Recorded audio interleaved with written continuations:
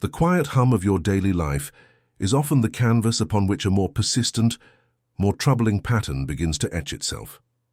You notice it first in the periphery, a shadow at the edge of your vision, a familiar chill in the new room. It's the same argument, rising like a ghost from the lips of a new lover, the very same words you swore you'd never hear again, now spoken in a different voice, yet carrying the exact same sting. It's the creeping exhaustion that finds you not in one demanding job, but in the next and the one after that. The same soul-deep weariness that no amount of vacation days can seem to cure. It's the particular flavor of regret that tinges every road not taken, a bitter taste you recognize from years past, as if you are forever standing at the same crossroads, always making the same choice to stay on the safe, paved path, only to later mourn the wild, overgrown trail you let fade into the distance. This is not the random chaos of an uncaring universe. This is not simple bad luck. This is, in the most profound and exacting sense, a curriculum. Life, in its infinite wisdom, is testing you with the same challenge, presenting the same core examination paper, until you finally decipher the question and learn the lesson. The classroom is your outer world, your relationships, your career, your creative pursuits, your bank account. But the syllabus, the core text, the very source of the examination, exists exclusively within the hidden chambers of your inner world. Until you heal what is fractured inside, you will forever be rearranging the furniture in a house that is built upon a crumbling foundation.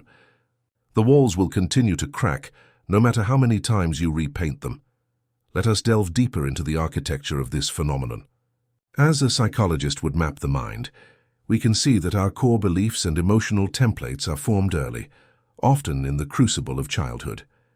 A child who experiences inconsistent affection may form a deep-seated belief that they are unworthy of steady love. This is not a conscious thought. It is a foundational emotional truth etched into their nervous system. Decades later, as an adult, this individual will be irresistibly drawn to partners who are emotionally unavailable, not in spite of their unavailability, but because of it. The chaotic hot and cold dynamic feels like home. It feels like love. It confirms their deepest unspoken belief. When they inevitably feel neglected, the pain is familiar, a well-worn groove in their psyche. They will fight. They will plead. They will try to extract the love they feel they deserve. But the fight itself is the same. It's a reenactment of a childhood dynamic, a desperate play for validation from someone who is fundamentally incapable of providing it in the way they need. The partner may change, the specific points of contention may vary, but the underlying lesson, I am not worthy of consistent love, remains unaddressed. And so the test repeats. Similarly, consider the individual who finds themselves perpetually burning out. They move from one demanding job to another, each time promising themselves it will be different, that they will set better boundaries, that this company's culture will be healthier. Yet within a year or two the same symptoms arise. The cynicism, the emotional exhaustion, the feeling of being drained and ineffective. The outer circumstances have changed, but the inner driver has not. Perhaps there is a deep, unconscious need to prove their worth through relentless achievement, a narrative inherited from a parent or a culture that tied love to performance. Perhaps there is a fear of being seen as lazy or mediocre, so they overcompensate until their body and mind force a shutdown. The job is merely the stage. The play is an internal drama of self-worth being battled out through overwork. They are trying to solve an internal void, a feeling of I am not enough, with an external solution. More accomplishments, more praise, more money. But the void can never be filled this way. It can only be healed from the inside, by confronting the original wound and rewriting the narrative. Until that happens, every job, no matter how perfect on paper, will become another altar upon which they sacrifice their well-being. This principle extends to our finances, our friendships, our health. The same pattern of financial self-sabotage, the same tendency to attract needy or draining friends, the same cycle of starting and abandoning a fitness routine, these are not isolated failures. They are echoes. They are the outer world, which operates as a perfect mirror, reflecting back to us the state of our inner world with unerring and sometimes brutal honesty. If you feel chaotic and out of control internally, your finances will likely reflect that chaos. If you do not respect your own boundaries, you will attract people who disrespect them too. The world does not give you what you want. It gives you what you are. So how does one break the cycle? The first and most critical step is to cease blaming the external. It is a seductive trap to believe that if only you found the right person, landed the perfect job, or lived in the ideal city, then your problems would vanish. This is an illusion. It is the equivalent of hoping to fix a broken leg by changing your shoes. You must stop the frantic running, the desperate seeking, and have the courage to turn inward. This requires a stillness that can feel terrifying to the modern soul. It means sitting in quiet contemplation and asking the difficult questions. What is the familiar feeling in this new pain? What is the common thread that connects all my failed relationships? What is the core fear that drives me to overwork until I am sick? This process of introspection is not about self-blame. It is about compassionate inquiry. You are not a flawed being who is broken and needs fixing. You are a whole being who has developed brilliant, sophisticated coping mechanisms to survive past hurts.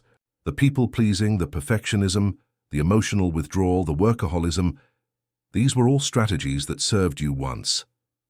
They helped you navigate a difficult childhood, a painful betrayal, a world that felt unsafe. The problem is not you. The problem is that these strategies have outlived their usefulness. They are now the very things holding you back from the connection, peace, and fulfillment you seek. Acknowledging this is an act of profound self-love, not self-flagellation. The next step is to begin the work of reparenting your inner world. This is the healing. It is the slow, patient, and deliberate process of giving yourself what you did not receive, of teaching your nervous system a new kind of safety. If your core wound is a fear of abandonment, healing looks like learning to provide yourself with unwavering companionship and validation. It means becoming the reliable, loving parent to the scared child within you. When the urge arises to cling to a partner who is pulling away, you must learn to turn that love and attention inward. You must sit with the terrifying emptiness and assure that inner child, I am here. I am not leaving you. We are okay. This feels unnatural at first, like trying to write with your non-dominant hand, but with practice it rebuilds the foundation. If your pattern is burnout, healing involves learning to validate your existence outside of your productivity. It requires you to set a boundary, not as an act of rebellion against an employer, but as a profound act of love for yourself. It means resting without guilt, playing without purpose, and learning to simply be, without having to do to earn your right to occupy space. You must confront the voice that whispers, "You are lazy," and respond with a new, firmer voice. "My worth is inherent. My rest is sacred. This is not a quick fix. It is a fundamental rewiring. It is the work of a lifetime, but it is the only work that truly changes anything. You will know you are learning the lesson when the test begins to change form. The same fight will no longer arise in your relationships because you will have disarmed your side of it. You will no longer be drawn to the type of partner who triggers that old wound, because the wound will have scarred over and lost its sensitivity. You will walk away from dynamics that are not for your highest good, not with drama and anger, but with a quiet, solid knowing that this is not your lesson to learn anymore. You will find yourself in jobs that energize rather than deplete you, not because the jobs are inherently different, but because you are. You will bring a wholeness to your work that prevents the drain, because you are no longer trying to extract your worth from it. The journey inward is the most courageous voyage you will ever undertake. It requires you to face the parts of yourself you have spent a lifetime trying to outrun, to silence, or to hide. It demands that you sit in the dark with your own shadows and learn that they too are a part of your wholeness. But on the other side of that discomfort is a freedom you cannot yet imagine. It is the freedom of no longer being a puppet on the strings of your unconscious past. It is the power of becoming the conscious author of your present and your future. The classroom of your life will always present new lessons, for growth is the nature of existence. But you will no longer be held back grade after grade, repeating the same painful foundational class. You will graduate. You will move on to more complex, more beautiful, and more fulfilling challenges, armed with the hard-won wisdom that true change never happens out there. It always begins and ends within the silent, sovereign territory of your own healed and healing heart.